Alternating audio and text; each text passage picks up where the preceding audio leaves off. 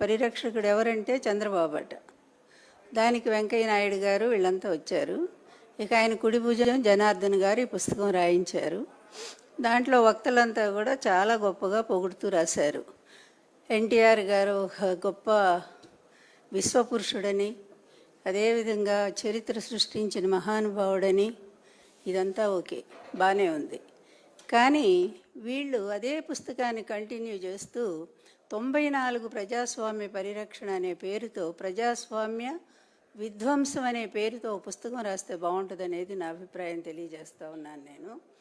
ఎందుకంటే ఇది మేము ఊరికే చంద్రబాబు మీద కోపంతో చెప్పే మాటలు కాదు కదా. చంద్రబాబు నాయుడు మీద ఎన్టీఆర్ గారు ధ్వజమెత్తినటువంటి తీరు, ప్రజాస్వామ్యాన్ని చంద్రబాబు నాయుడు ఎంత పరిహాసం చేశాడో 94 తర్వాత, అంటే 95లో, అదేవిధంగా ఎవరైతే ఈ తెలుగుదేశం పార్టీ వ్యవస్థాపక అధ్యక్షుడు ఆయన్నే 26వ తారీఖున, ఆగస్టు 26వ తారీఖున మరి పార్టీ అధ్యక్ష పదవి నుంచి స్వయంగా చంద్రబాబు నాయుడు గారు తొలగించి మరి ఆయనే అధ్యక్షుడిగా అనౌన్స్ చేసుకున్నటువంటి ఆ చరిత్ర కూడా వీళ్ళు రాస్తే చాలా బాగుంటుంది, కంటిన్యూగా బాగుంటుంది. అయ్యా బాబు, రచయితకి నేను చెప్తా ఉన్నాను, అలాగే జనార్దన్ గారికి కూడా చెప్తా ఉన్నాను. బాబు, ఎన్టీఆర్ గారి మీద అంత భక్తి ఉన్నటువంటి మీరు ఎన్టీఆర్ గారి చివరిలో జరిగిన అన్యాయాల మీద కూడా ఒక్కసారి ఆ పుస్తకాన్ని మీరు బయటికి తీసుకురండి అయ్యా, బాగుంటుంది. వైస్రాయ్ హోటల్ సంఘటన కానీ, అదేవిధంగా లాస్ట్లో ఎన్టీఆర్ ఆస్తులన్నీ కాజేసినటువంటి సంఘటన కానీ, తర్వాత బ్యాంకులో ఉండే ఎన్టీఆర్ ఖాతాన్ని స్తంభింపజేసినటువంటి విషయం కానీ, తర్వాత ఆయన అధికారంలో ఉండగానే ఆయన పార్టీ అధ్యక్ష పదవి నుంచి తొలగించి తనే అధ్యక్షుడిగా అనౌన్స్ చేసుకున్నటువంటి విధానం కానీ, తర్వాత ఆయన ముఖ్యమంత్రి పదవిని అడ్డదారిలో లాక్కున్నటువంటి విధానాన్ని కానీ, వీటన్నిటిని గురించి కూడా చాలా స్పష్టంగా ఉంది చరిత్ర. ఇది లక్ష్మీపార్వతి చెప్పేటువంటి చరిత్ర కాదు. పూర్తిగా ఎన్టీఆర్ గారు వీడియోల ద్వారా, ఆడియోల ద్వారా, జామాత దశమగ్రహ క్యాసెట్ ద్వారా, అదేవిధంగా మరి ధర్మపీఠం అనేటువంటి వీడియో ద్వారా స్పష్టంగా తను అల్లుడు చేసిన దుర్మార్గాలు ఏమిటో, అతను సాగించినటువంటి ప్రజాస్వామ్య విఘాతం ఏమిటో, విధ్వంసం ఏమిటో, వీటన్నిటిని గురించి కూడా చాలా స్పష్టంగా ఎన్టీఆర్ గారు స్వయంగా చెప్పారు. మీరందరూ ఎన్టీఆర్ వీర భక్తులని చెప్పుకుంటున్నారు కదా, చివరికి సిగ్గుమాలి ఈ చంద్రబాబు నాయుడు కూడా తాను ఎన్టీఆర్ అభిమానని, ఎన్టీఆర్ గారి యొక్క ప్రజాస్వామ్య విధానాల్ని తాను పరిరక్షిస్తున్నానని, ఆయన ఆశయాలను కొనసాగిస్తున్నానని, ఆయన మహాపురుషుడని, యుగ పురుషుడని ఈ విధంగా అతను కీర్తించడం చూస్తుంటే నిజంగా చాలా సిగ్గు అనిపిస్తోంది. వినేవాళ్ళకే సిగ్గు అనిపిస్తోంది. అతనికి ఎట్లాగూ సిగ్గు లేదు. ఎందుకంటే ఇదే చంద్రబాబు నాయుడు ఎన్టీఆర్ని ఎంత తీవ్రంగా తిట్టాడండి. 94లో ఎన్టీఆర్ అతని మీద చేస్తున్న పనులన్నిటి మీద కూడా ఎన్టీఆర్ గారు తిరగబడ్డారని, నీతి లేనటువంటి వాడు ఎన్టీఆర్, అదేవిధంగా అతను ఉమనైజరు, అంతేకాదు ఎన్టీఆర్ లాంటి పనికిమాలిన నాయకుడు మాకు అక్కర్లేదు, ఎన్టీఆర్ని మేము మర్చిపోయాము అని ఇంత దారుణంగా విమర్శించినటువంటి వాడు ఎవరయ్యా? ఈ చంద్రబాబు నాయుడే కదా. ఎందుకంటే అతని నోటికి హద్దే లేదు. అతనికి 1000 నాలుకలు ఉంటే కనుక ఇష్టం వచ్చినట్టుగా అతను మాట్లాడుతూనే ఉంటాడు. అదేవిధంగా ఎన్టీఆర్ చేసిన తప్పులన్నింటినీ కూడా కొన్ని పుస్తకాల ద్వారా అతను రాయించాడు కదా. మరి వీటన్నింటిని గురించి కూడా మీరు ఆ సమగ్ర చరిత్రలో రాస్తే బాగుంటుంది. అందువల్ల ఆనాడు మొత్తం నిజంగా వెంకయ్య నాయుడు గారు, ఇంద్రసేనారెడ్డి గారు, బీజేపీ నాయకులు వీళ్ళంతా కూడా ఆయనకి, ఎన్టీఆర్ గారు చాలా సపోర్ట్గా నిలబడ్డారు. దురదృష్టం వెంకయ్య నాయుడు గారు అంటే అందరికీ ఒక అభిమానం ఉంది, గౌరవం ఉంది, మంచి నాయకుడు, చాలా మంచి వక్త, అన్ని భాషలు అవలీలుగా మాట్లాడగలిగినటువంటి వాడు. అట్లాంటి ఆయన నిన్న ఎన్టీఆర్ గారిని పొగిడారు, బాగానే ఉంది. తర్వాత జగన్మోహన్ రెడ్డి గారు పరిపాలన వినాశనం అని చెప్పి ఒక్క మాట మాట్లాడారు. అది ఎంత బాధాకరం అనిపిస్తుందంటే, ఒక్కసారి వెంకయ్య నాయుడు గారు మీ సుదీర్ఘమైన రాజకీయ చరిత్రలో మరి మీకున్న అనుభవాన్ని మరి ఒక్కసారి పర్యవేక్షించుకోండి, మీరు ఒకసారి పరిశీలించుకోండి. అటువంటి నీతివంతుడైన ఎన్టీఆర్ గారికి మీరు అండగా నిలబడ్డారు, జాతి అంతా కూడా మిమ్మల్ని గౌరవించింది. కానీ అదే నీతి మాలినటువంటి ఎన్టీఆర్ గారిని అన్యాయంగా దించినటువంటి చంద్రబాబు నాయుడిని వెనకేసుకొని మీరు అతని స్నేహం చేస్తూ అతనితో చేయగలిపి, అతనితో గొంతు కలిపి మీరు ఈరోజు జగన్మోహన్ రెడ్డి గారిని విమర్శిస్తూ ఉన్నారు. ఇదే పరిపాలన మీరు ఒకనాడు పొగిడారు, మర్చిపోయారండి.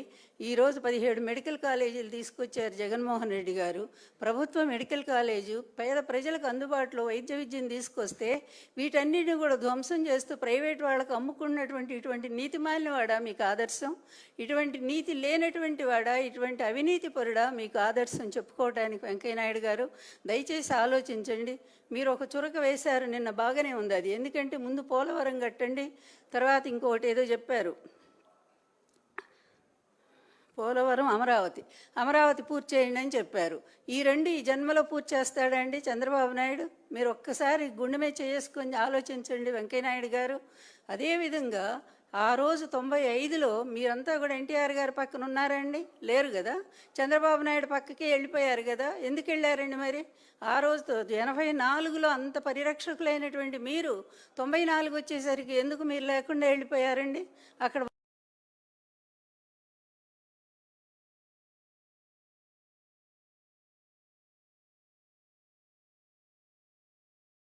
94 వచ్చేసరికి ఎందుకు మీరు లేకుండా వెళ్ళిపోయారండి? అక్కడ వాస్తవం ఏం జరిగింది అనేది ఒక్కసారైనా ఆలోచించారండి? నిజంగానే మీ నాయకులు గొప్పవాళ్ళండి. అద్వానీ గారు కానీ, వాజ్పేయి గారు కానీ, వాళ్ళు ఫోన్ చేసి ఎన్టీఆర్ గారికి సానుభూతి చెప్పారండి. కానీ మీరు ఒక్కరోజు కూడా ఆయన కలిశారండి వెంకయ్యనాయుడు గారు? ఇంకొక విషయం, జగన్మోహన్ రెడ్డి గారి హయాంలో ఇంతవరకు మీ మీ మీ మిత్రుడు ఎవరైతే ఉన్నారో ఈ చంద్రబాబు నాయుడు, మరి ఇప్పుడు 4 సార్లు ముఖ్యమంత్రి అయితే ఒక్కసారి కూడా మీరు ప్రాచీన భాషా కేంద్రాన్ని, తెలుగు భాషా కేంద్రాన్ని మరి ఎందుకు తెప్పించుకోలేకపోయారండి? అది జగన్మోహన్ రెడ్డి గారి టైంలో కదా.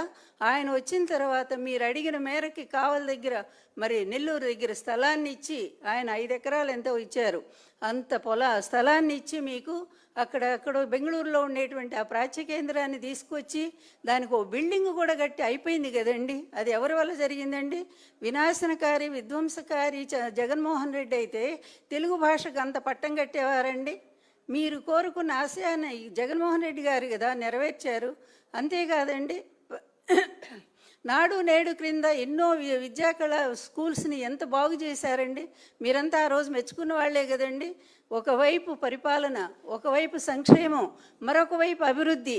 కొన్ని వేల కోట్లు, లక్షల కోట్ల పెట్టుబడులు సాధించింది ఎవరండి? జగన్మోహన్ రెడ్డి గారే కదా. అదేవిధంగా ప్రాజెక్టులు ఎవరండి తీసుకొచ్చింది? జగన్మోహన్ రెడ్డి గారే కదా.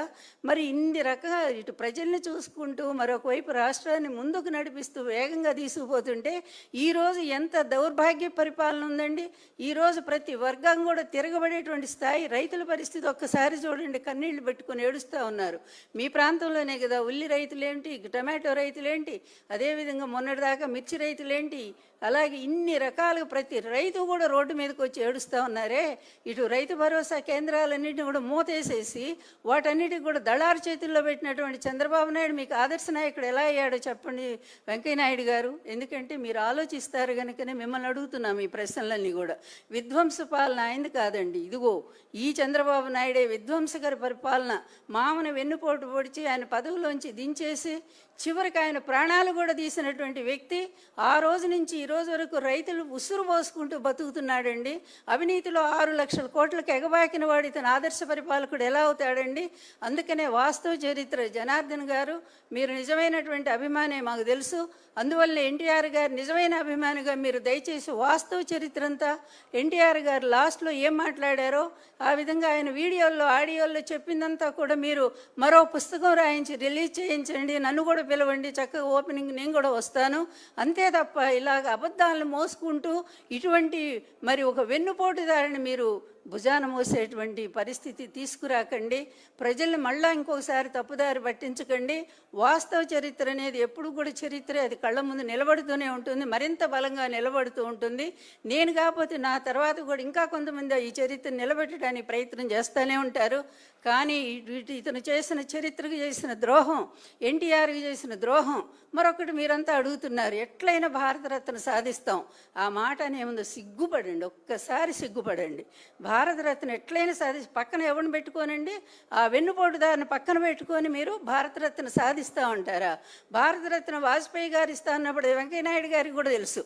భారతరత్న ఇస్తానన్నప్పుడు ఎవరండి అడ్డుపడింది? ఇదే చంద్రబాబు నాయుడు అడ్డుపడ్డాడు. అదేవిధంగా మరి దేవేగౌడ ఇస్తానన్నప్పుడు ఇదే చంద్రబాబు నాయుడు అడ్డుపడ్డాడు, ఈ కుటుంబం అడ్డుపడింది. ఈ విధంగా ప్రతి ప్రధాని కూడా ఆఖరి మోడీతో సహా ఎన్టీఆర్ గారికి భారతరత్న ఇవ్వడానికి సిద్ధపడితే ఈ కుటుంబం ఆయనకి రానియకుండా అడ్డుపడుతూ సిగ్గు లేకుండా మళ్ళా రోడ్డు మీద అందరి కోసం మాట్లాడతారండి. భారతరత్న ఎట్లయినా సాధిస్తాం. ఎంత దారుణం అంటే ఇటువంటి అబద్ధాలను వినటానికి ప్రజలు ఎవరు కూడా సిద్ధంగా లేరు. అదేవిధంగా నేను బ్రతుకున్నంత వరకు కూడా ఈ అబద్ధాలు మాత్రం నేను కొనసాగనివ్వనండి. ఎంత మోసం అండి, ఎంత అబద్ధం, ఎంత అవినీతి, ఎంత దారుణమైన వెన్నుపోట్లు ఎన్టీఆర్ గారి జరిగినాయో. గుండెల్లో గుణపాలను గుచ్చేసి ఆయన ప్రాణాలు తీసినటువంటి దుర్మార్గుడు ఈరోజు ప్రజల ప్రాణాలు తీస్తూ ఉంటే అట్లాంటి వాడిని ఒక పెద్ద వీరుడిగాను సూర్యుడిగా పొగుడుతూ మీరు పుస్తకాలు రాయిస్తారా? ఇట్లాంటి పుస్తకాలు ప్రజలు చదువుతారని అనుకుంటున్నారా? నిజమైన చరిత్ర రాయాలనుకుంటే రాయండి. వాస్తవంగా ఏం జరిగిందో ఎన్టీఆర్ చివరి జీవితం రాయండి.